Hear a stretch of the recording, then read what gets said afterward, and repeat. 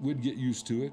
We'd get utterly used to it. Just like, the first telephone was an absolute miracle. Now we're just so used to communicating, it doesn't impress us at all. And a phone, a cell phone, none of these things impress us. Or we could even go back to the electric light.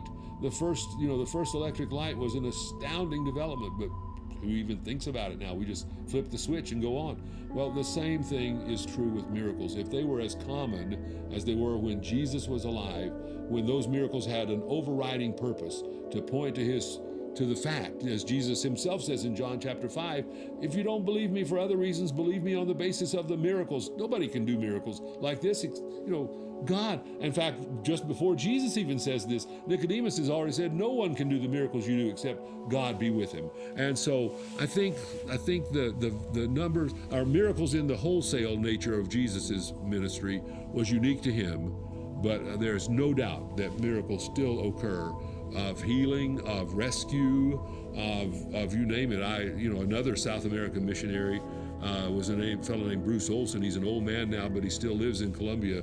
Yeah, Bruchko, the book, Bruchko? Yeah, and yes, it is. And he tells the story, of how at one point a bunch of native people wanted to kill him, and then they didn't.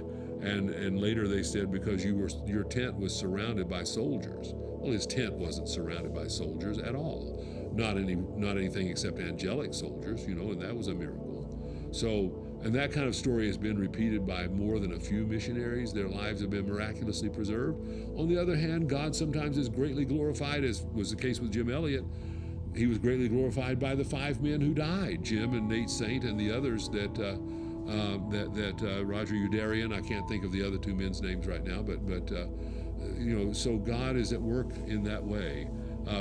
You look at the Apostle Paul and how he was more than once miraculously rescued from stoning, but then he went straight to another town.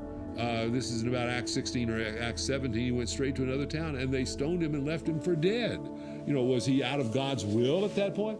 Not at all. Both things, the rescue or the miraculous escape and the miraculous recovery from the stoning, both of them are part of God's plan for his life, and God has different things in mind for us as well.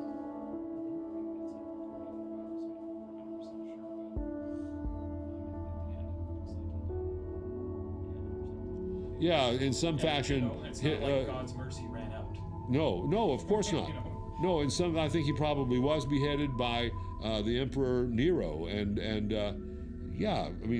how does that sound like the grand finale of a glorious ministry? Well, it was actually, but we're all called to just serve till the Lord calls us home in whatever fashion he does.